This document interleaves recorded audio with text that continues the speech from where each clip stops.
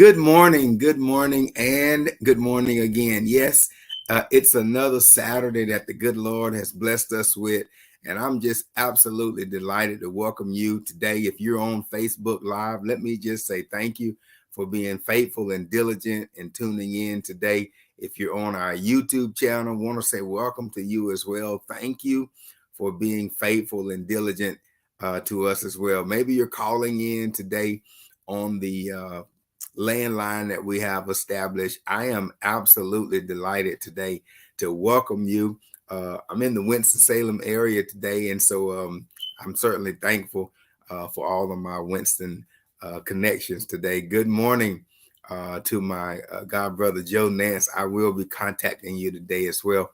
Listen, if you're here today and you can hear me, I want you to just lift those hands up and say thank you to a God above. It simply means that no matter what life threw at you, you're still able to be here, which means that you are a survivor. Let me tell you, my friend, we've got a great session set up for you today. I want to also show you real quickly how to join us. I want to try to get right in. We've got a ways to cover today. I want to ask you to help me today to inform a friend who might be trying to struggle with this thing called LIFE. You can join us by way of Facebook Live. There's the handle, Dr. K.L. Williams Space Ministry. And you can also join us by way of YouTube, Dr. K.L. Williams Space Ministry as well. And then you see the phone line that you can contact us at. Also, your voice matters is a wonderful way to contact us if you have areas that you would like to us to dive deeper in. Maybe you want a different topic that you want us to explore for you. This is a Real Talk Life's Issues Coaching Series. What that means is we try our level best to provide you with some level of coaching based on the wonderful comments that you provide for us. And then on top of that, it's real straightforward. This is not for kids because sometimes we go down hard in the logistics of the facts and not the feelings. And so it's straight, honest, transparent conversation.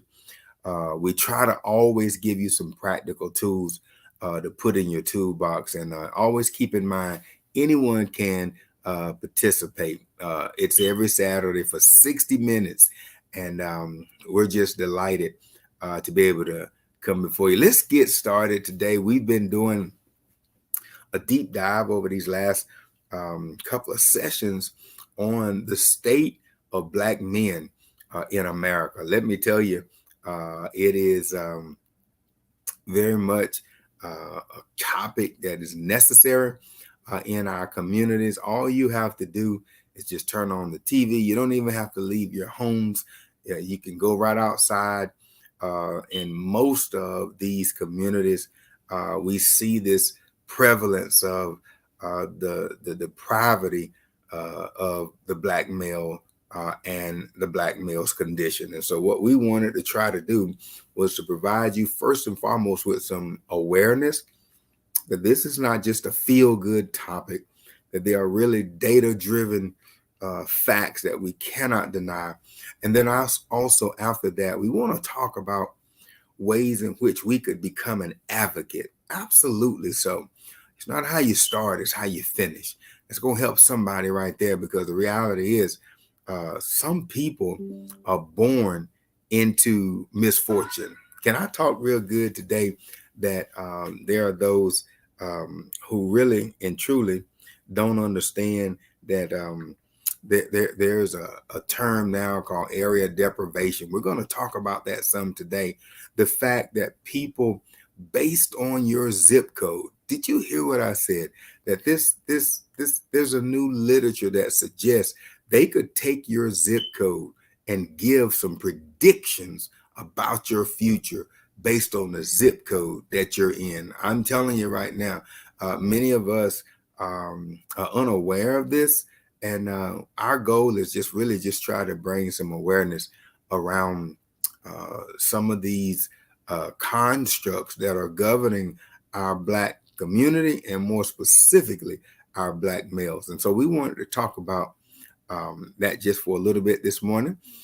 We prepared um, a PowerPoint slide, and I want to get right into that. I'm going to ask you also, by way of a housekeeping, if you're blessed at all or just want to say good morning. Listen, if you'll do that for us, come out of the backdrop and say good morning, hello, or something, amen. It'll let us know that you're actually in our audience today, and I'd love to give you a shout out um, as we go throughout the broadcast today. And so let's get started. We have a PowerPoint that we talked about last week. And really and truly, Michelle Alexander, in her book, The New Jim Crow, we have been talking about this book, and I would suggest if you're going to be relevant in this day and time, that what she does in her book does some amazing research, years of research represented in a book called The New Jim Crow. My friends, it is a staggering compilation of some facts and data that you would be well served to familiarize yourself with as it relates to Black men. We started this conversation around mass incarceration, the fact that when you look at all of the countries, as much as America wants to brag about being the gold standard, we are so far behind on solving the mystery of mass incarceration. We lead the entire world around the staggering, disproportionate numbers of Black men that are in jail among anyone else in the entire world. And can I tell you something? India, a third world country, has figured it out, as they have, per her report, the lowest incarceration of Black males, as a matter of fact, just of people in general. And so what does it look like, my friend? Everybody that think about this for a moment. Now, we have to have law and order. I get that. But can you arrest everybody? At some point, it becomes an untipped scale. And here in our country, you violate a law, and the only suggestive intervention that we have is incarceration. Well, the reality is, John Legend is leading an initiative right now. You can look him up. What he's arguing is that when a person has been incarcerated and they come back out, what he's arguing is a long-standing problem, is that the person is re-victimized all over again. Why do you say that, Williams? Because of that one box that they have to check. Have you been incarcerated? Have you been arrested? And then God help you if you check the box for a felon. It is a modern way for discrimination. And there's a national movement right now trying to remove that box, because what the box does is it guarantees discrimination. Even after you've paid your debt to society, you have to check that box. That's right. And when you check it, it gives a person that you're seeking an opportunity to say yes or no. And it's within their power to discriminate. And so here we have it today. We're real specific in trying to talk about this thing called mass incarceration. And then I spoke to someone just yesterday who says that they had a family member who was being released after years of being incarcerated. And then here's the thing. The person comes back into a community that literally has left them behind. Can you imagine um, being isolated from society 20 and 30 years? And then when you come out, there are all kinds of new developments that you have no idea of how to interact, or even for that matter, try to survive in. And so there is this disproportionate re-entry process that we've been trying to figure out also as a country what that looks like. I can tell you that that this young man who who will be released this week, having served some 30 years, I'm telling you, my friend, that we as a country have to figure this out, because when you release him back into this society, there is some level of onus on our part to provide a path that this person can now become a positive contributing citizen. They've paid their debt, and then we don't want to re-victimize them all over again. So now today, that's enough around the mass incarceration. Be clear about this. Um, it doesn't hit home until it's somebody in your family, or you're the one who's been in a system of mass incarceration. And listen, I'm telling you right now that there is evidence to show that there has even been racial bias, even in the sentencing of two citizens with the same crime, and get um, totally disproportionate sentencing. Um, Good morning, Mr. Flanagan. You know it's always great to have you in the pews as well. What we're trying to bring everyone up to speed on is this mass incarceration. I want to talk about this topic today, but not before I really put on your mind the challenge that we have in this criminal justice system, that we have not figured out how to deal with someone who has broken the law. Now, listen, then we have to factor in mental illness. Like, I know law officers, let's just be real today, Black men who struggle with mental illness. And uh, I know one personally right here in Winston-Salem. The wife calls the law enforcement to help her with her husband who is struggling with mental illness, only for the man to be basically shot because he was non-compliant when the officer gets there. And so what we find is many of my law enforcement friends are saying they're not equipped for this mental illness challenge. When they get the call, they show up to the scene, and now they have to become a mental health expert. Let's just be clear with ourselves that America has not figured out that when a person is non-compliant, that throwing them in a cell without any intervention is inhumane, and it is cruel. That there should be some systematic way that we rehabilitate a person that has been incarcerated. Now, it's a long-standing debate, and I just want to raise the challenge to you that we can't throw everybody in America in a jail cell. Ultimately, it becomes a burden on the very people who have turned their backs and say, I don't want to deal with it. Why do you say that, Williams? Because these same people who we now have incarcerated, we have a burden to take care of them. Yep, there it is right there. And they become the property of the state. And by law, you have to give them certain rights.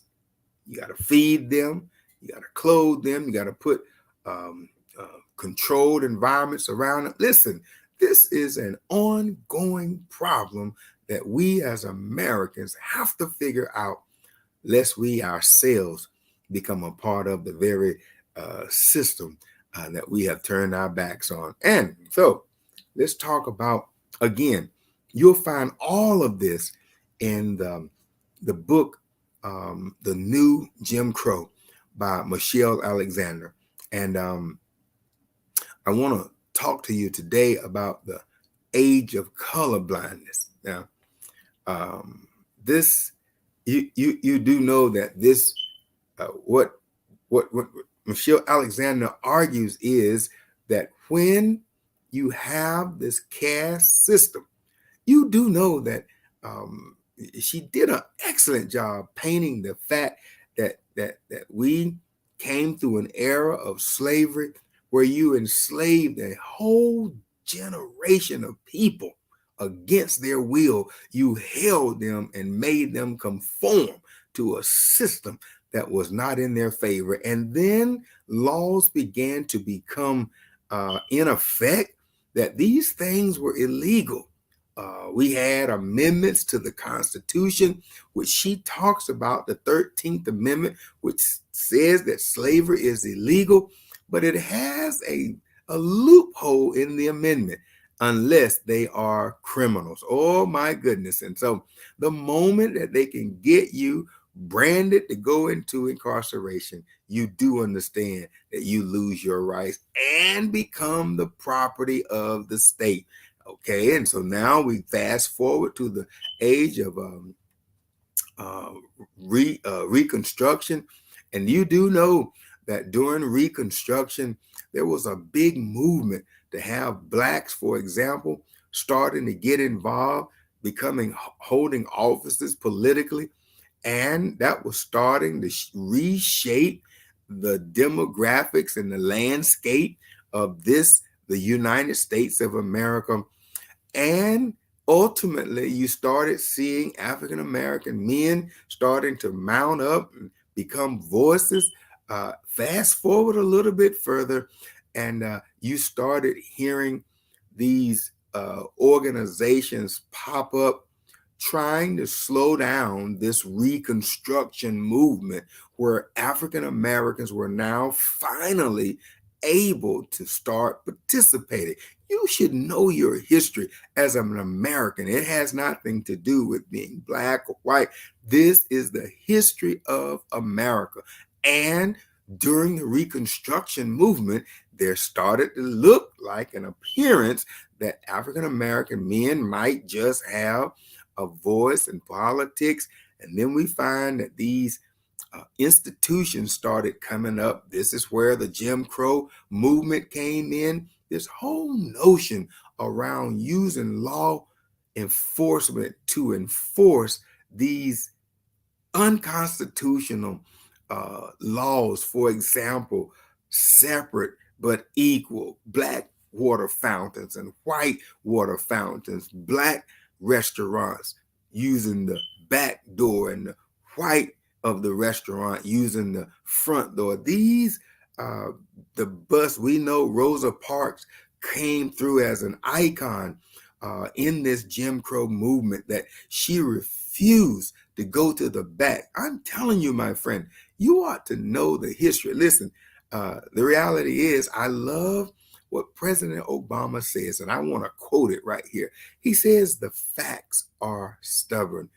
That simply means whether you like it or whether you do not like it, it doesn't change the facts.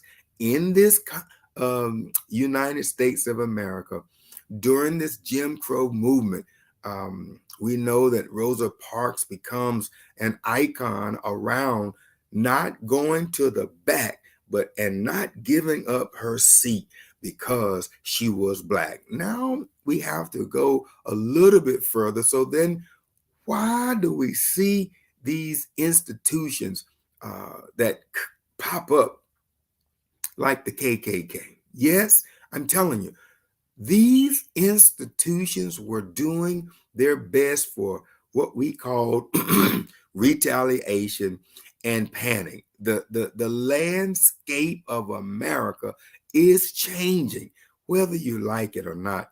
The population of these minority groups, when you look, all you have to do is look at the census. It is clear that the landscape is changing. Whether we sit back and agree with it or not, more and more Blacks are being born in this country. More and more Hispanics, Native Americans are being born in this country. And what it's doing is reshaping the landscape of this, the America that we once knew. It is not the same. And what you find is these Nazi neoliberals, neoconservatives, they're panicking because they're trying to stop the landscape from changing. My friend, I'm telling you, what an idiotic concept. The reality is that when people continue to multiply, the landscape is going to change. I can go into an era during this era of Jim Crow where they promoted Black women and you ready for this? Birth control, like to be on the system, this welfare system. I'm telling you, my friend, it was a concerted effort to keep the landscape from changing. That you do know that there was a time in our country, even trying to discourage being on the system and having so many babies. Let me tell you something right now.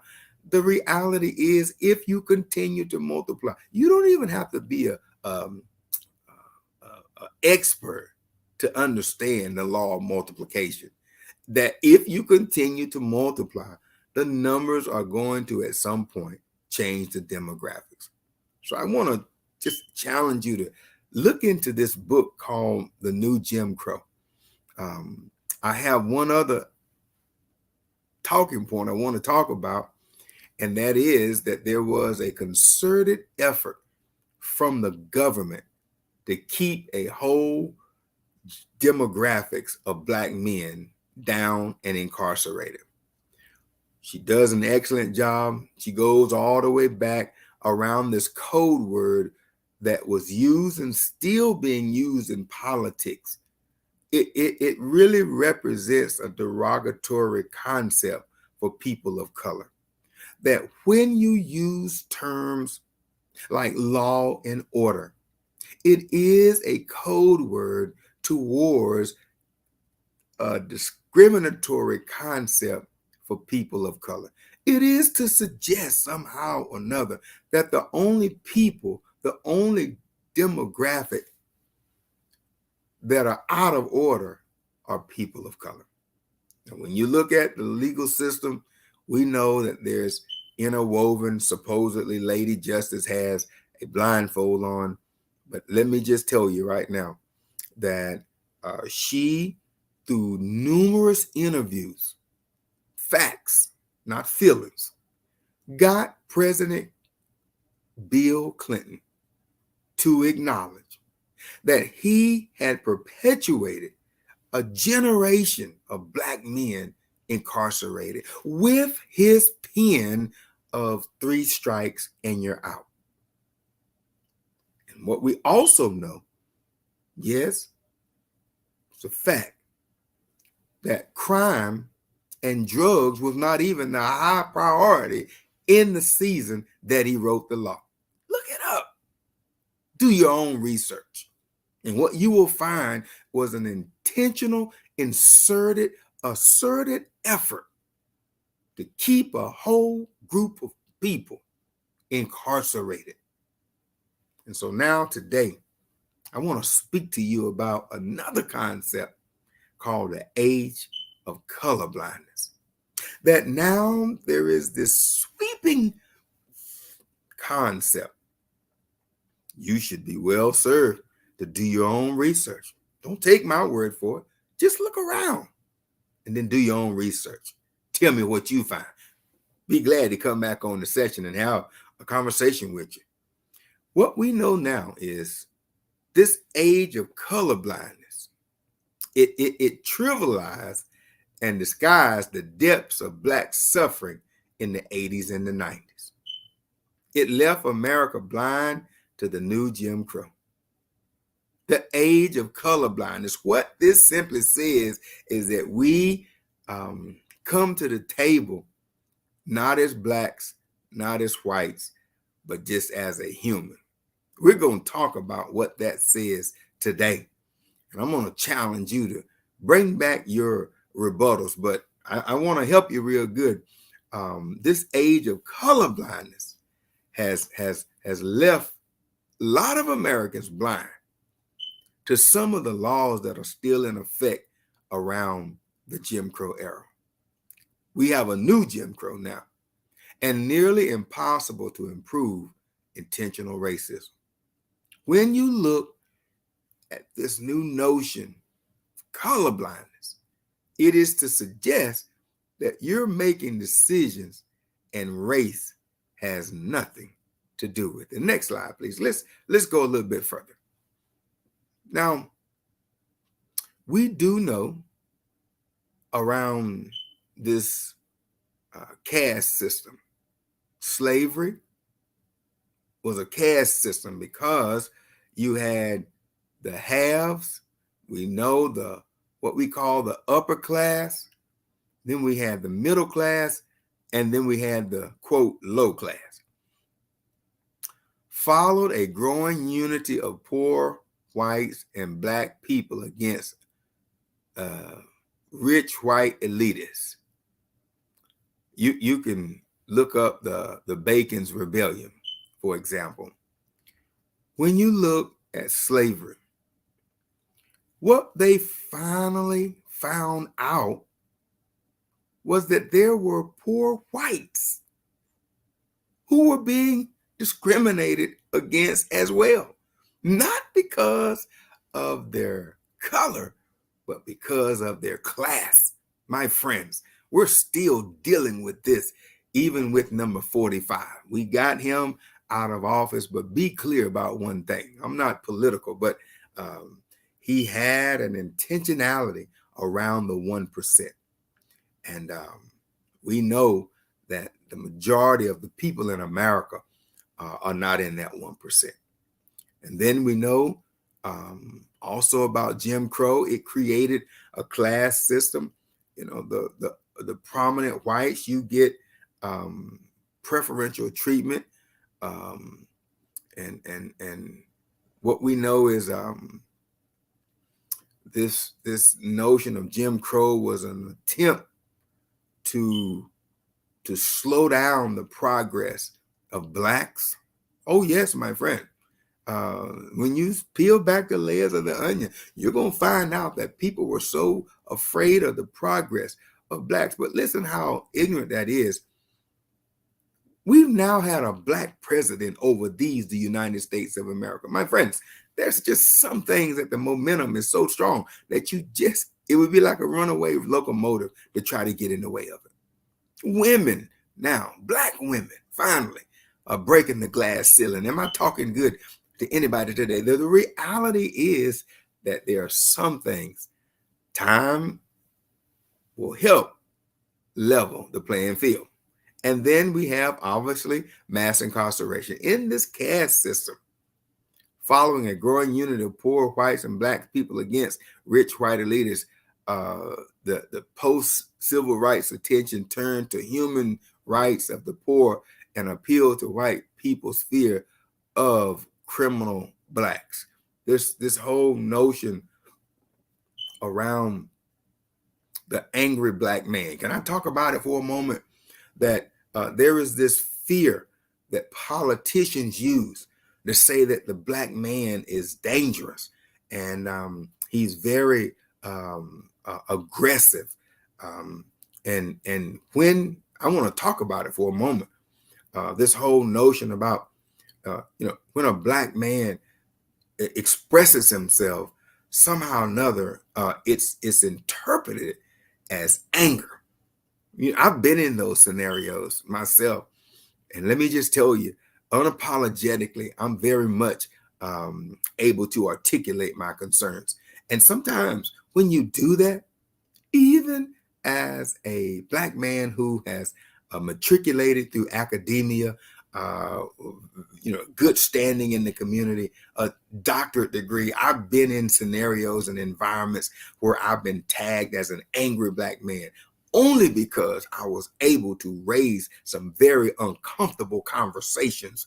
And those conversations typically were encapsulated around racism and what we call institutionalized racism, or a systematic racism. And when you raise these issues, somehow or another, you're branded as this criminal, fearful black male. But can I talk to somebody today that the landscape is changing, and more, thank God, are able to come and join that stage and have some very uncomfortable conversation and still, my friend, maintain your dignity. And so there was this effort around mass incarceration. I did my thesis for my doctoral degree on human rights, the basic guarantee of a human. If you're born in this world, you should be entitled to certain basic human rights. Oh my goodness, listen, it's a wonderful topic to dive down in. I don't have time to go down that path today, but I want to tell you, when you start talking about it doesn't matter whether you're black or whether you're white, whether you're male or whether you're female, whether you're young or whether you're old, there are certain basic human rights that you, as a human being, should be guaranteed. And I want to tell you, everybody does not share that same school of thought. Researchers have written expressing their discontent around leveling the playing field, that every human being, even if you are incarcerated, deserves certain human rights. All right, so let's get a little bit further into our conversation. Next slide, please.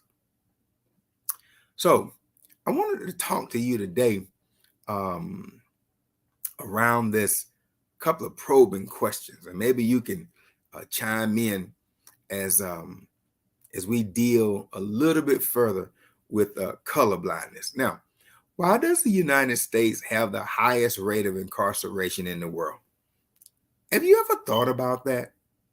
I just want you today to, if you can, put in the chat your thoughts around why the United States, we're the world global gold star country, and yet we have not been able to figure out why we have the highest incarceration rate in the world. That simply means we put more people in prison than anybody else in the entire world. Why do you think that? I'd love to hear from you on why you think that is the case. All right. And then another probing question for today. It costs, listen to this, $55,000 a year to incarcerate a person for a year in the New York State prison. Is this the way we want our society to allocate its resources? It's the facts, my friend. Let's deal with them. For one person, 55, we have human beings who work and go to college and can't even get a salary of $55,000. And yet I want you to just put this into the corridors of your mind. And then let's try to have a conversation. How do you encourage people to have careers, and those careers aren't even nowhere near $55,000 a year? And yet, a person in the New York State prison, it costs the citizens $55,000 a year to incarcerate that individual. Don't you think that we need to figure out another system? I mean, just think of what that looks like. I showed you in a previous slide that America was right at 600,000 plus per 100,000, outpacing anyone else in incarceration, in particular for Black men. Think about the deficit that we're creating by not figuring out. I didn't say that you shouldn't have some accountability, but what I am saying is that this system, this formula that we have is not the most efficient, let me just say. And then while you're pondering on that question, why are more African American males under the control of the criminal justice system now than were in slavery in 1850? What a staggering question.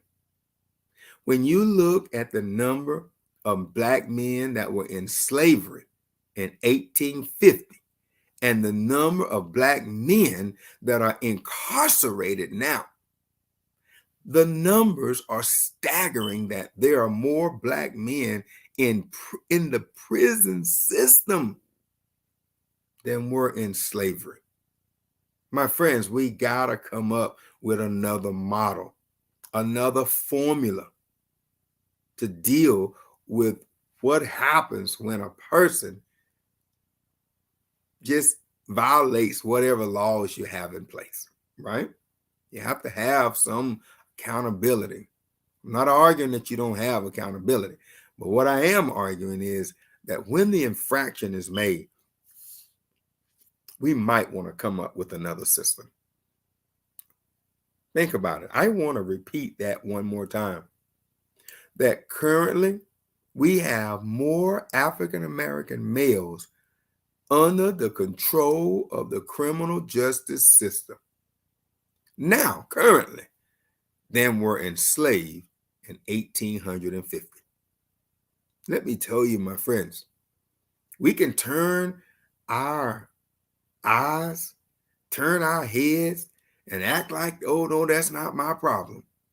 But you do understand one thing, that $55,000 a year cost is passed on to the citizens. Yes, my friends. And so I like what James Baldwin says. He says these are all our young people, and what they become or do not become, we shall all pay the price for.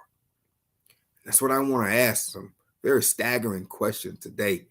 Next is, does the increase in the rate of incarceration reflect the racism in the U.S. society? Think about it for a moment. Does the increase, in other words, there are more African American males incarcerated, does it reflect the racism in the United States today? When you consider that there are more Black males incarcerated than any other subgroup, explain how we're going to deal with this issue.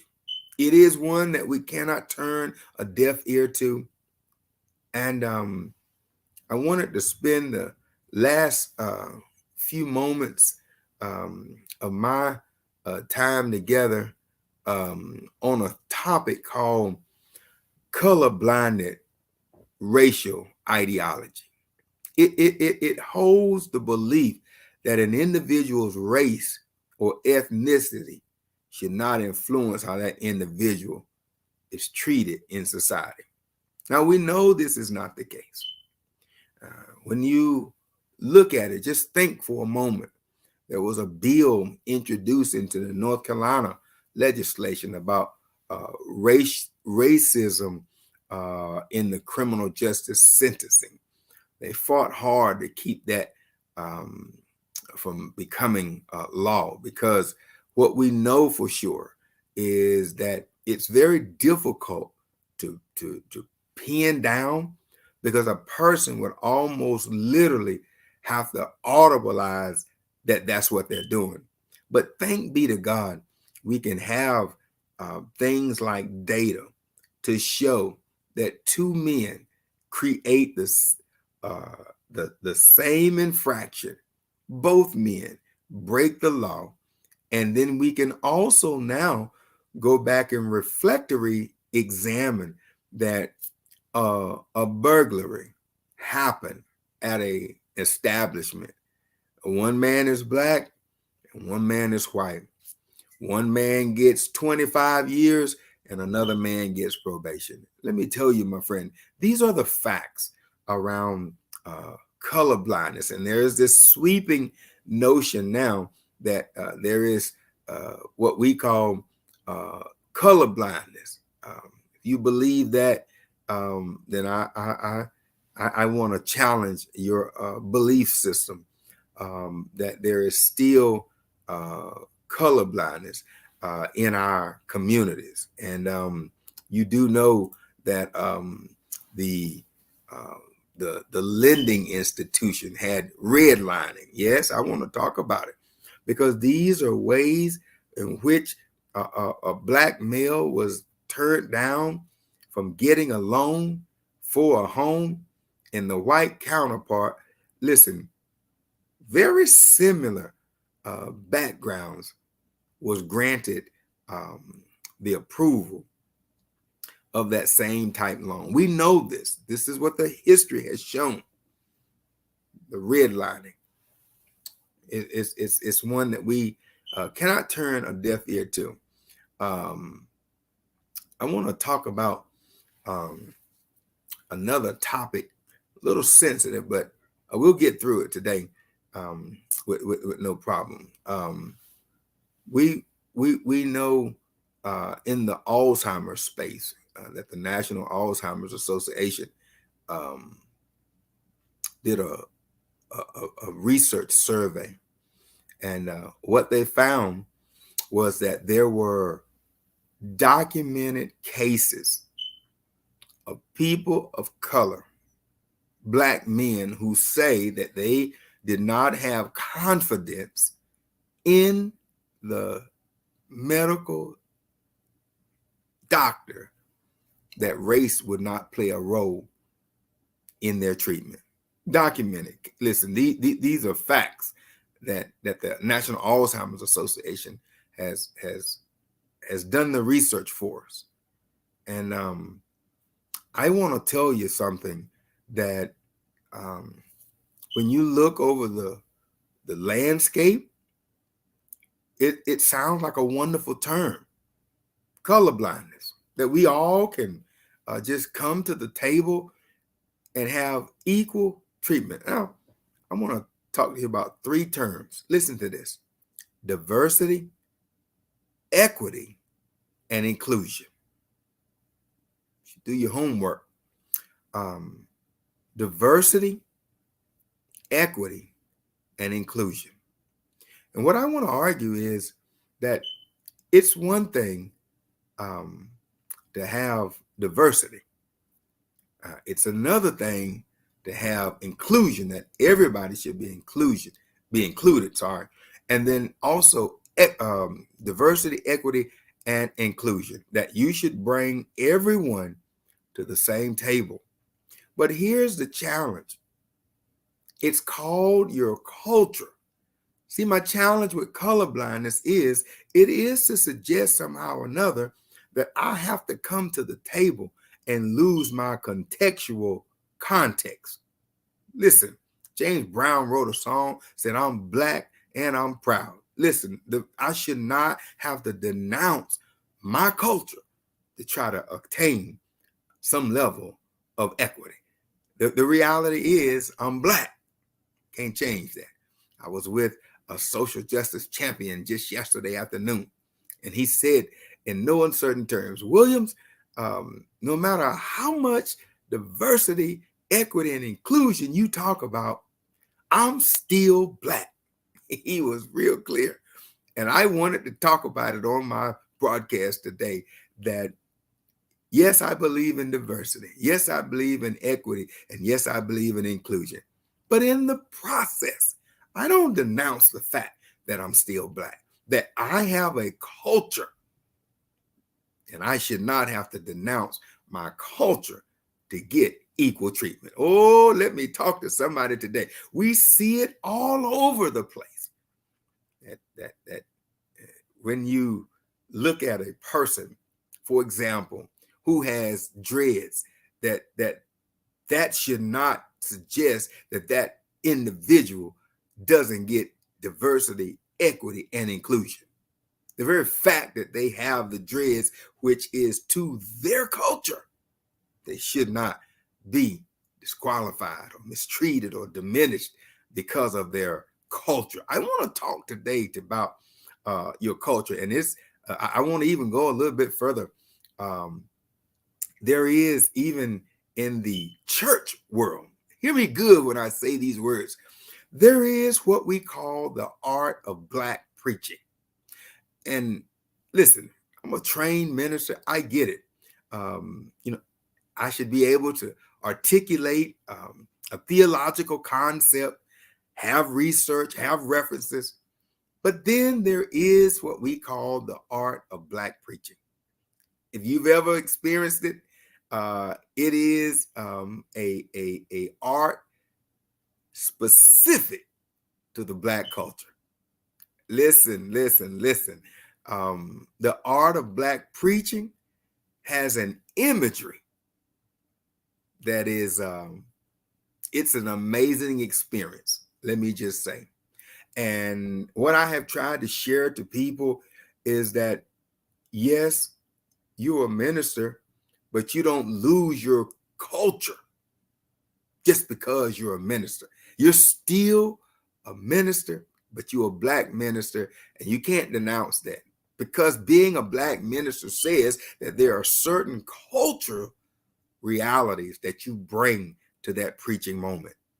Any more than you are if you're a white minister, you have culture that speaks to the realities of your experience.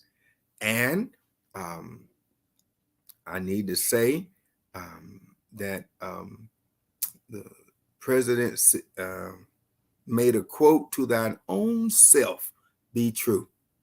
Yeah, I want to talk to somebody today. To thy own self be true. When I mount the pulpit, I'm a Black preacher, and I'm unapologetic about the experience that I bring. When you sing, there's an art to Black singing. Let me tell you something right now. It's unexplainable. There's an art that comes to what we call soul food. Let me just talk to you, my friend. I don't care who you are today, that there are cultural experiences that are explicitly connected to who you are. There's no reason for you to try to denounce. And I want to be a little bit controversial today and say that there is another term called assimilation. That sometimes people want to be accepted by another culture so bad that they're willing to denounce their own culture. Who am I speaking to on today? Let me tell you something right now. I am 100% confident of who I am. And I want to suggest to you as well, don't be shameful of who you are. Your culture informs who you are. There's another term I learned in my seminary journey called hermeneutics. Can I talk with you for a moment about hermeneutics? Hermeneutics says that when I go to preach, everything that I have learned up until that moment of execution informs my preaching. So, for example, that when I came up in the culture of the Black experience, I cannot disconnect myself from my experience when I make the delivery. It's called your hermeneutics. And I want to suggest to somebody, don't be ashamed of your experience, because your experience informs who you are. Let me give you an example. When I preach, I came up very with meager opportunities and resources, very humble origin, some would say. And when I preach, I talk about being the product of a projects, Sandy Run Projects in Jacksonville, North Carolina. And sometimes when I preach, I've heard people come up and tell me, you shouldn't tell people that you're from the projects because you have such a polished look.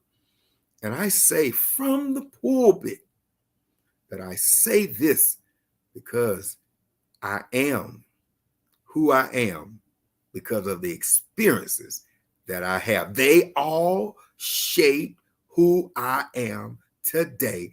And what a travesty it would be if I stood before people with a mirage, that's a fake image of who I really am. That all of my humble beginnings, all of the experiences that I've seen and witnessed being in the projects, all of that helped shape my hermeneutics today. So that someone else in the audience might look at me and say, if he did it, I can do it. If he overcame, I can overcome. If he can be true to who he is, then I can be true to who I am. I've told people I didn't always have the privileges that I have now, but the lack thereof helped shape my theology. The humble beginning that I had, it helps inform who I am today. And I want to say to somebody in my closing today, if you have been the product of assimilation, that on the job you want to be accepted so bad that you're willing to denounce your culture, I'm going to give you a charge today to find yourself and be true to yourself, because people come and people go. But you have to be good with the person that you see in the mirror. Because make no mistake about it, there comes a time when there's nothing but you and yourself in the room. And you have to be okay with that person. It's called assimilation. Thank you so much, Mr. Flanagan. I want to charge y'all to look at his comments. Very, very timely comments. And thank you for that affirmation, Mr. Flanagan. What I want to leave you with today is that we all are pilgrims through this land. And the reality is we're on our way to a better home. But wouldn't it be good to know that you made a difference while you were here? And the only way to make a true difference is you have to be good with the person that you see in the mirror. Listen, some people are going to like it. Some people will not. But at the end of the day, I made my mind up. Listen to this. This is my personal affirmation to myself, that I'm not a people-pleasing preacher, but I am a preacher who is in touch with my inner self. And that, my friend, informs what I do when I'm in the pulpit, when I'm in the community, and even when I'm with my family. You have to learn to be okay with the man in the mirror. And you have to be able to be unapologetically Black. That's who I am. And I thank God that I've gotten to a place in my career to where, can I tell you, for every person that appreciates you, there'll also be someone who doesn't have any positive thing to say about what you're doing. But the good news is we're not on this journey by ourselves. The good Lord helps us, but we have to first be honest with ourselves that your culture whatever it is, it should inform who you are, and never under no circumstances denounce your culture. That's it for today. I wanted to thank you for your time. Listen, in this world of color blindness, I want to challenge you. Yes, you can certainly engage diversity. You can certainly engage equality and equity, and you can certainly engage inclusion. But as my grandmama would say, but for God's sakes, don't abandon who you are, because at the end of the day, that's the person that you're going to be with when no one else is around. Can I pray with you today? God, we thank you for this time of fellowship and friendship. We thank you for this time of sharing information as well. As we leave this space today, I want to ask, Father, that you would just bless every listener, every viewer, give them the power and the magnanimous presence to be able to be assured that you are right there with them. As we move about trying to figure out these challenges in our world, there are so many. We're asking for your guidance. Do us as you did Solomon. You granted us wisdom, oh Father, to be able to make right decisions that we can hand this world over to the next generation a little bit better than what was handed to us. This is our prayer today, in the powerful, mighty, and magnanimous name of Jesus the Christ. Amen. Listen, I love you, and there's absolutely nothing you can do about it. My goal is to empower you to be the best self that you can be. As we leave here today, I challenge you to look introspectively within yourself and find those great qualities and experiences, and then share them with someone else. The Lord bless you. The Lord keep you. The Lord make his face to shine upon you. May God be gracious unto you, and may he give you peace until we meet again. God bless you today.